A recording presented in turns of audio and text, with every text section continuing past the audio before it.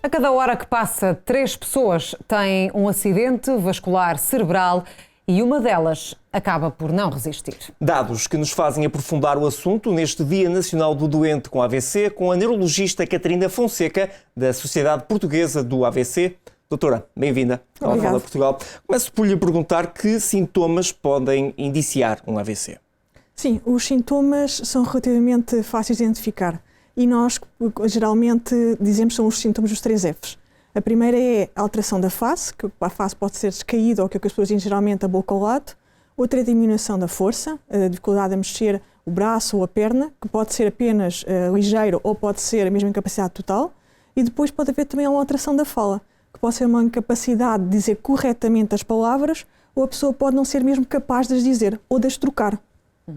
Sinais a que as pessoas devem estar atentos. Nesse caso, qual é que deve ser a nossa ação imediata? E pergunto-lhe também isto para nos explicar também porque é que é tão importante chamar de imediato o 112 e não ir através dos meios próprios para um hospital. Claro. Assim, é muito importante que as pessoas saibam estes sintomas e que assim que os identificarem, que chamem logo com o 112, como disse. Não devem ficar à espera que os sintomas passem, não devem ir dormir, a tomar banho, não. Nem estar a chamar um outro familiar ou tentar saber ajuda de outros. O ideal é sempre ligar para o 112. Porquê? Porque existem hospitais que estão mesmo preparados para tratar os doentes com AVC. Há uma via verde do AVC. Sim, uma via verde do AVC. E, portanto, se a pessoa estiver a ir para um outro hospital, porque a população em geral não sabe quais são os hospitais que estão preparados para tratar os doentes com AVC. Mas as pessoas da emergência pré-hospitalar, que são aquelas que vêm quando chamamos 112, sabem e identificam estes hospitais. Porquê é que é tão importante ser rápido? Porque o acidente vascular cerebral é causado ou por a oclusão de uma artéria ou de um vaso por um trombo ou um êmbolo, ou então, mais raramente, por uma hemorragia. Quando é causado pela oclusão por um trombo, o que é que acontece? O tempo é crucial, porque cada minuto que passa, mais tempo as células do tecido cerebral estão a ter falta de nutrientes e de oxigênio. Portanto, é muito importante que isto... Portanto, as sequelas poderão ser maiores, é isso? Sim, é isso mesmo. Ou seja, quanto mais tempo passa, menor a probabilidade da pessoa recuperar mesmo após um tratamento. Doutora, e que fatores de risco estão mais associados ao AVC? Os fatores de risco, aqueles que levam ao acidente vascular cerebral, são, em grande parte, a hipertensão arterial, é o principal, a tensão alta. É muito importante que as pessoas tenham noção que têm de medir de tempo em tempo a pressão arterial e que devem agir se ela estiver alta e ir às consultas que existem de medicina geral e familiar. Outra é o colesterol elevado.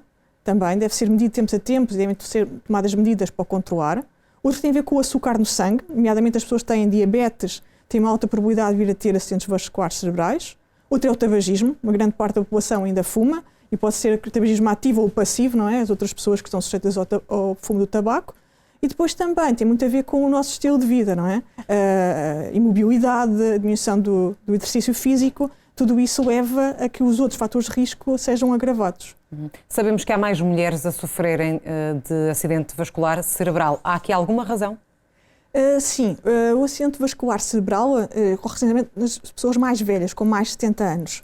E nessas pessoas a principal causa é uma causa cardíaca, nomeadamente uma alteração da forma como o coração bate. Nós geralmente vemos o ritmo do coração, ele bate com uma frequência sempre regular.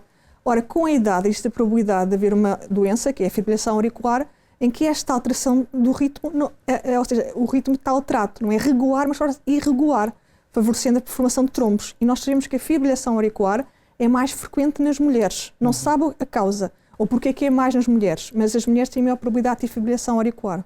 Doutora, e qual é a relação entre a gripe e o AVC? Ou seja, para os não vacinados o risco é maior?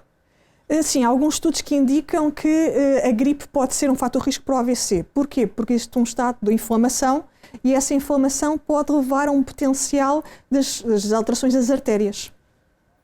É muito difícil recuperar de um AVC. Já aqui nos falou das sequelas, depende um bocadinho da rapidez com que a pessoa é atendida, socorrida, sim, mas é possível recuperar de um AVC? Eu acho que o mais importante é, devemos evitar um AVC. Portanto, ter ideia sempre que é necessário prevenir, controlando os fatores de risco vascular, e depois, se ocorrer, é necessário tratar. E quanto mais depressa nós formos ao hospital, através do 112, maior a probabilidade de sermos tratados adequadamente e dessas sequelas serem menores. Quando as sequelas, apesar de tudo, ocorrem, não é possível voltarmos ao estado basal. Estas pessoas têm de ser acompanhadas, não é? E é necessário fazer um plano de fisioterapia e de reabilitação.